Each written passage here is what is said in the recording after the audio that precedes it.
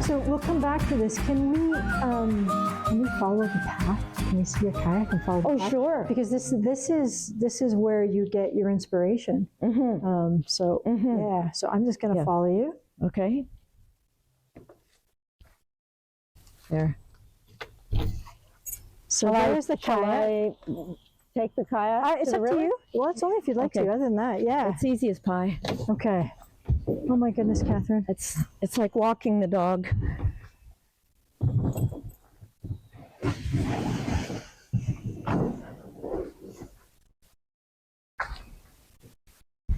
So this is your action shot. So her spot actually backs onto one of the Thames Valley Parkway paths.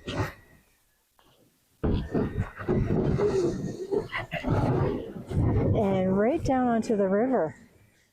Wow. It is so beautiful out today. It is. Yeah. So here is the Soho Yacht Club. Oh my goodness. And how do you become a member of the Soho Yacht Club? All you need is to arrive and show an interest, and you're a member. You're a member. Yeah. Wow. Yeah. Okay. So all I do is point the boat and push it and let it go. It slides down the hill by itself. Do you sit in it as it goes down? No. And I would leave you now if I had brought the paddle, but the paddle's at the studio. Oh my goodness. So that is, we could go down if you want, so that you have a little visual. Yeah, let's go down. Yep. Yeah, let's go down. Okay. So one of the things I found really great about that is when we talk about a studio, and of course we all think of it as indoors.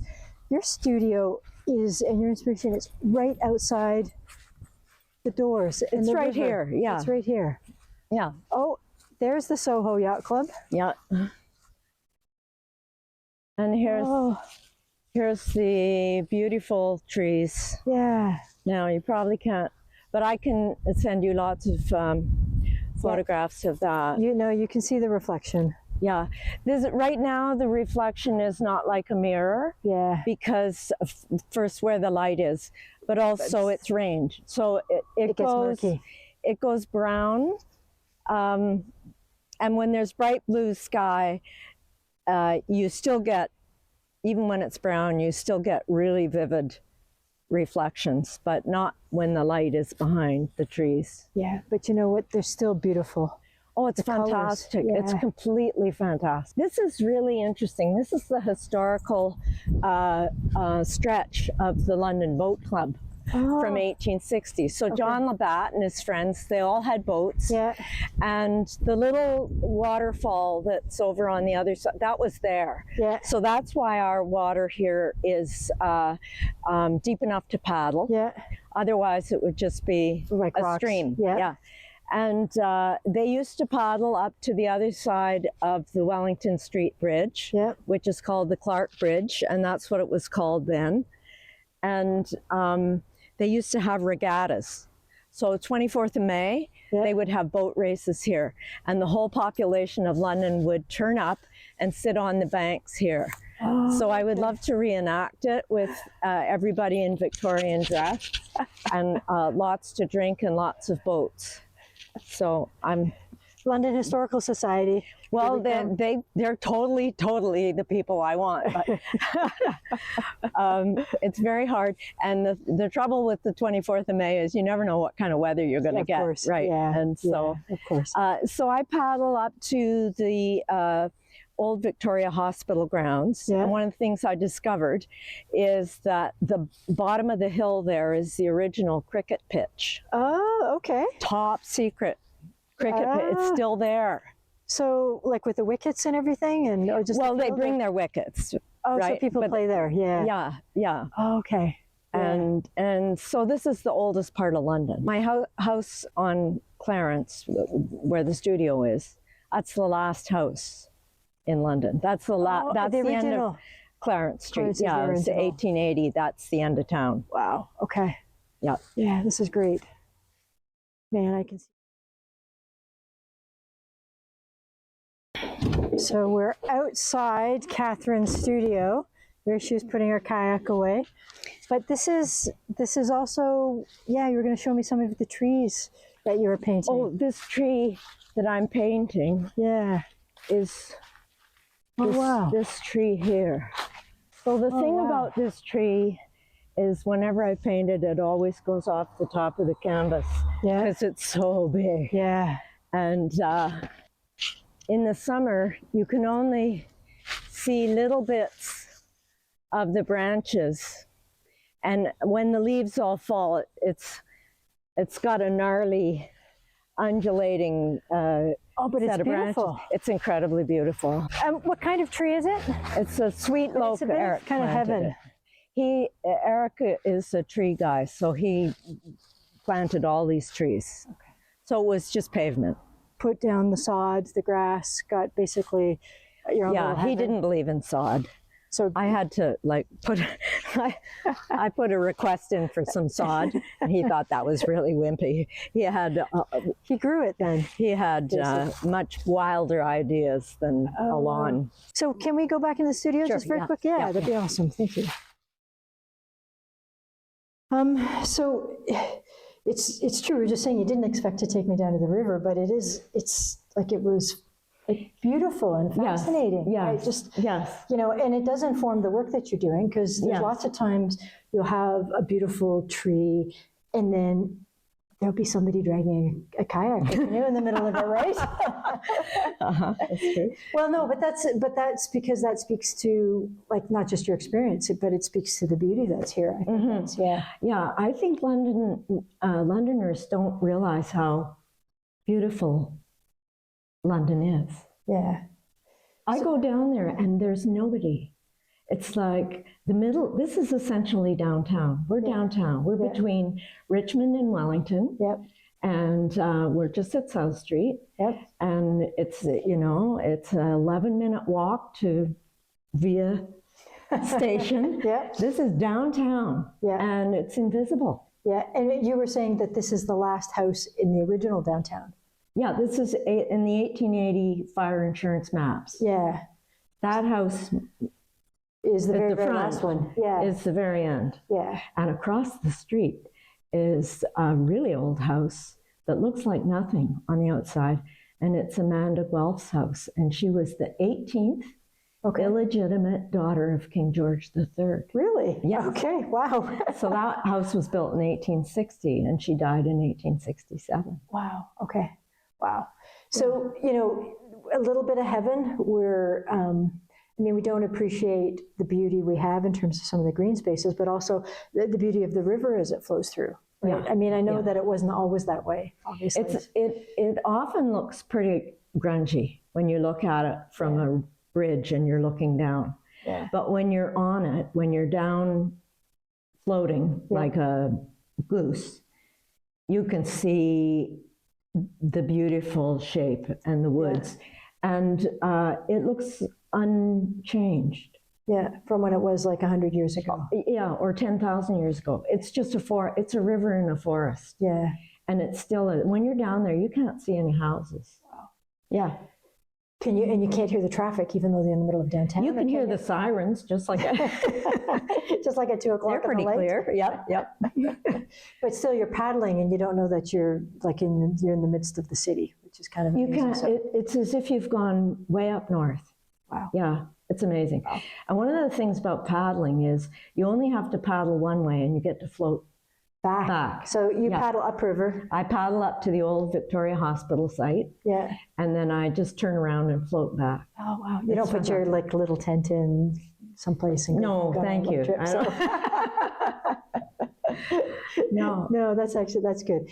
So I'm going to ask a few questions. Sure. So answer them if you'd like to, and if you don't want to, and if I ask either an inappropriate one or just a question that doesn't resonate, by all means, just pass or do whatever. So the first one, and some people have gone, whoa, that's a big question I don't want to answer. But for you, in terms of, if I were to ask you, that's just whatever your authenticity, what is art to you?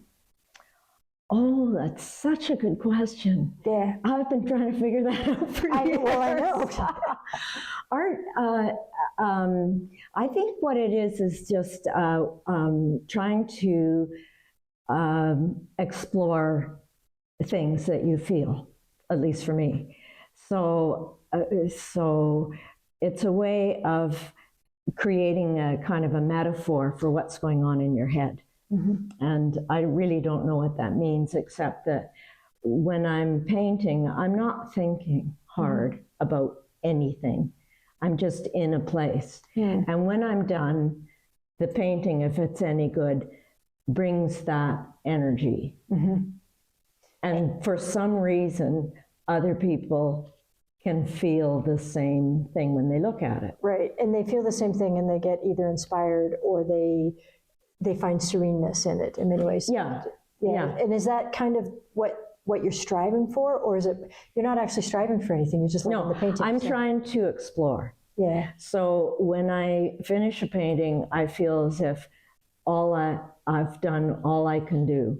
Yeah. And that's it. I'm not trying to make an object or a decoration or some big idea. Yeah. I'm just pushing the paint around until I'm done. And sometimes it goes, hey, that's nice. I think I'm done. Yeah. Yeah, but I actually kind of like that. You're exploring in the midst of it. It's kind of like, exploring down by the river, going meandering. You see what's there, and and as you say, you're done when you're done. I think I struggle with knowing when I'm done. So I'm kind of exploring, but I try not to have a preconceived idea, but I do have a preconceived idea. And so, it's not looking the way I wanted it to look, therefore I get frustrated. And in many ways, what's great about you is it doesn't matter what it looks like. The painting will emerge as long as you kind of keep exploring. Yeah, it's a construction. It's made up. Yeah. I think probably having an idea of where you want to go is good. It's like having a roadmap. It's like, okay, you have a destination. Yeah. I sometimes have that, like a little moment of clarity, but I never get anywhere near it. It's usually pretty upsetting, but gee, that's not at all what I wanted. Yeah. Do you find you get more frustrated as you get older? No. Wait, it doesn't bother me at all. Yeah. Okay. Yeah. I the better painter I become, and I'm still learning a lot. Just even technically, there's lots of things to so much learn. But the more I get frustrated a little bit because I know more and I know things aren't kind of working. But I think that's in some ways, not that I need to work on that. I love to play. And if that's what I love to do, that's what I need to bring to it, right? You just play and whatever happens, happens.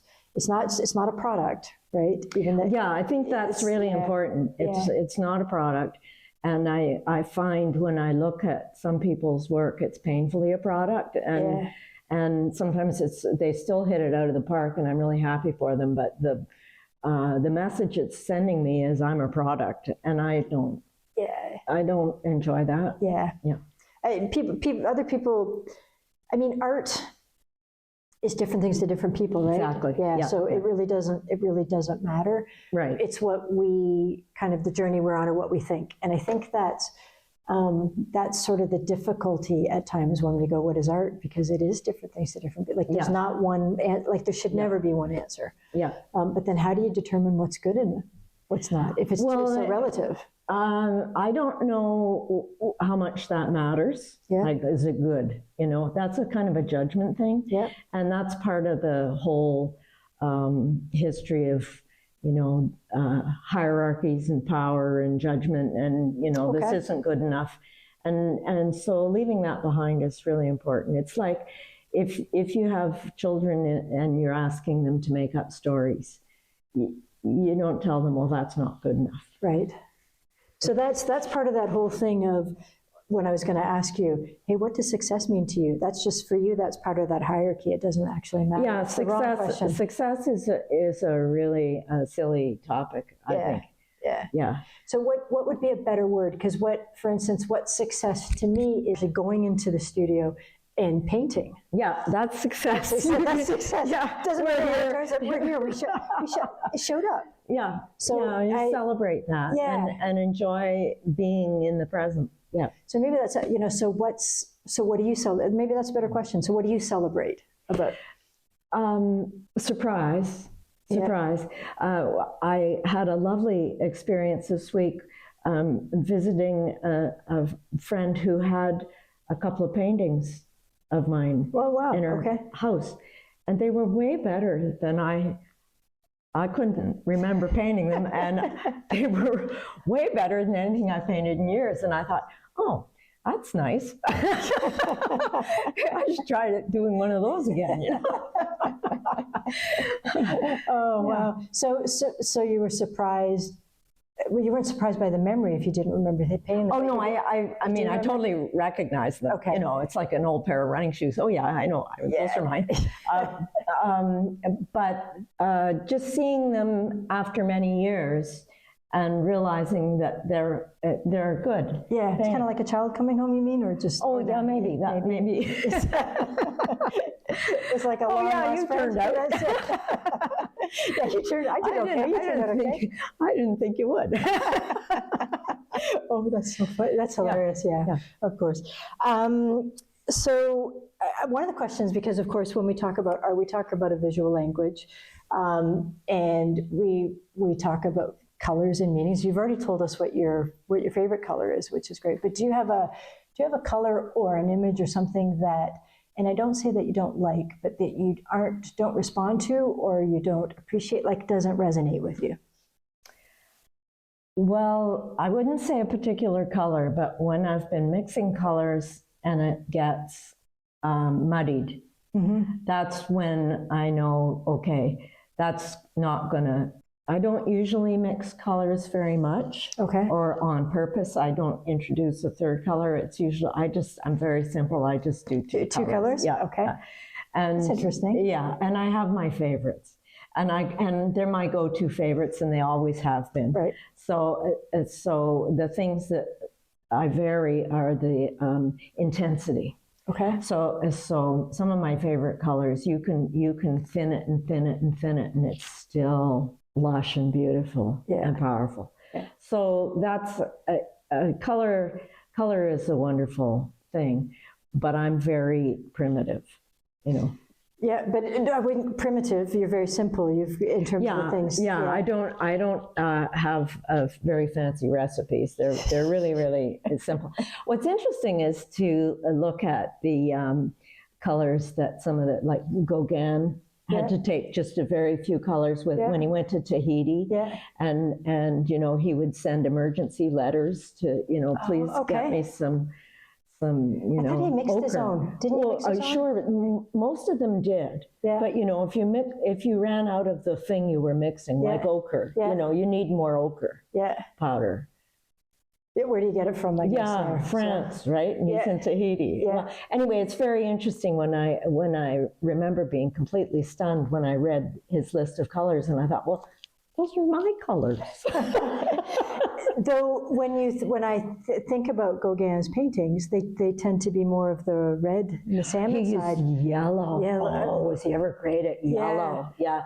So yellow, the Indian yellow was made of pea, like urine? Urine from the cattle that they fed mango leaves. Wow. Oh, yeah. I mean, this is pretty cool. Really gorgeous yellow. Okay. Yeah. So they don't make it that way now, do they? No, they don't. We have all this synthetic thing.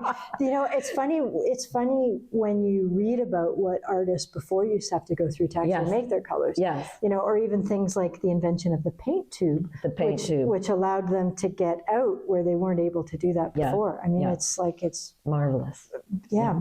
Fascinating and marvelous, but I don't know how they did it. It would drive me nuts trying to do all that stuff. Yeah, and we lived in Florida for a little while. And, Sarasota. Yeah, and that's where is where they made turpentine, like the original turpentine from turpentine pine trees, which I am crazy about. Yeah, there was a little historic road marker inland a few miles, and stopped the car. It was the turpentine place where they.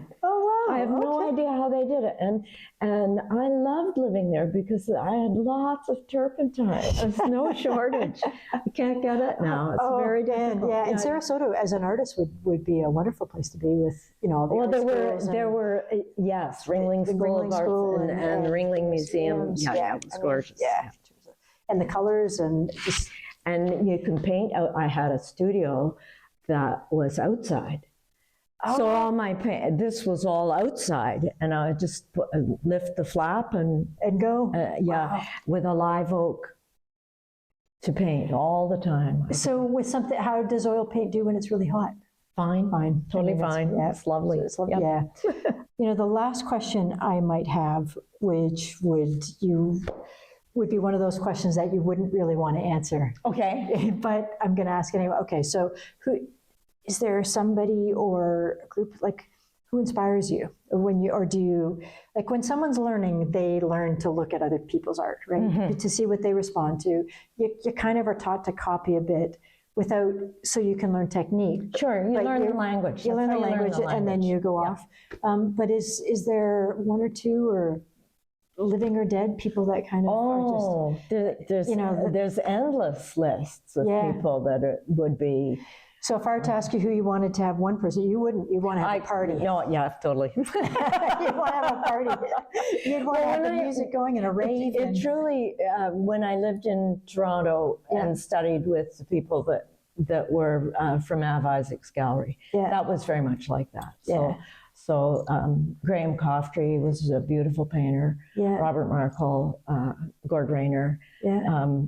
They even had a band. The Artist Jazz Band. Wow. Okay. And so it was a continuum with them. And Graham Coftry was the one who always picked what you got to read this book. So he was like the librarian in the group. And then you'd have big discussions about ideas and. Oh yeah, but discussions were all over dinner and they were all completely drunk, but the discussions were very interesting. Yeah. I couldn't keep up with that, but I was all ears. Yeah. Well, thank you. I've loved getting to know you and I love the stories you have, but I also love the perspective that you bring. I mean, you go to art school, and not that I've been to art school, but you learn technique, you learn a lot, and like anybody who goes to school, like myself, like you think you know it all when you're there because you've written the tests and you know all the history, and then you get out of it and you realize, oh man, I've got so much to learn with regards to experience and figuring out what I'm all about. And then we come to you and you've had this wealth of experience, wealth of stories, and you consistently talk about, might work, it might not, I'm on this journey, whatever happens, happens. I think that's such an amazing lesson for all of us. So, and I love your work, to be honest. Thank you. I love the idea of the work, and I love the fact that you're still doing it. Oh yeah. You get up every day, and I don't do art every day at all, but but you're inspired every day. I'm always looking. I'm very interested. Yeah. And you're also incredibly supportive, which I think is the final thing in terms of the London scene. I think it's so great that other people are painting too. It's like musicians, you can't be a musician by yourself. Yeah. You have to get a bunch together, That's interesting. Most artists are either introverted. Well, I shouldn't say most. That maybe is a generalization. But we tend to think of art as a solitary practice, and then when you're done, you bring it out. But you're talking about art as this collective practice where we keep talking to each other and bouncing ideas. And whether it's just talking about how to make a particular color or those kind of things, or how to stretch a canvas. Well, you know what? You're the first person. I don't get out much, right? You're the first person I ever met that started to paint with pre-stretched canvases. Wow. Because everybody in my generation, the first thing you had to do was build stretchers and stretch your canvas. There was no such thing as pre-stretched canvases for sale. Yeah. Oh man, that is so luxurious. I remember the first time I got pre-stretched canvases, and I thought, holy, I can't mess this up. Yeah. It's too gorgeous, but it's too easy, probably. Like it's yeah, it's nice because they're square. Well, you know, when you build your own, it's But as we learned with so I had a canvas that got moisture on both sides and actually warped the frame a little bit. So we had to take the canvas off, but you could determine it wasn't stretched properly, which is why it was fascinating for me to have that to experience of taking it. The real reason we had to take it off, two reasons, is it had mildew. Yeah. And the only reason I was put in touch with you is because I had just fixed a really badly mildewed painting that was worth $18,000. I only discovered that when I had the hose out and I was scrubbing the back of it. Yeah. And I saw the price tag. So what I learned from taking yours apart is that the manufacturing method was that they didn't account for that. They skipped that whole thing about the canvas being stretched and shrinking on the stretcher, because they had a different approach and they had already pre-gessoed canvas. So those were two completely different modern manufacturing approaches that are fine if it never gets wet. Yeah. On the back. Well, it never gets wet on the back. And of course, even though the canvas was, let's say, my studio is a garage as well, not as nice as this one. But I mean, I was spraying it with water. Like there wasn't any water from below, but it's been fairly humid and there's been a lot of moisture in the air, you know, and I'm watching this canvas kind of shrink. And the thing warp. Yeah, warp. So the wood responded to the canvas shrinking. Yeah. So the traditional method is that you lay the canvas on the floor, raw canvas, not primed, and you stretch it in symmetrical methods, top, bottom, side, top, bottom, working out to the corners. And then when you're done, then you wet the whole thing down and it shrinks, and you paint the gesso on the front and you let the gesso dry, and then you paint the next 2 layers of gesso. By the time you're done, you go ting, ting, and it's as tight as a drum. Yeah. So that's the traditional method. Yeah. And with strong enough wood supports so that... Well, your wood supports were fine. It was that they were being twisted by the cotton shrinking even more unevenly, like in a diagonal. Yeah. So yeah, I've made a stretcher snap. And if you live in your studio and the thing snaps in the middle of the night, it's very loud. Well, thank you. Thanks again. Thanks, your technical knowledge, but more than your technical knowledge and your help is just your spirit. It's been wonderful. It's been really fun to talk. Yeah, for sure. Thank you. Thank you.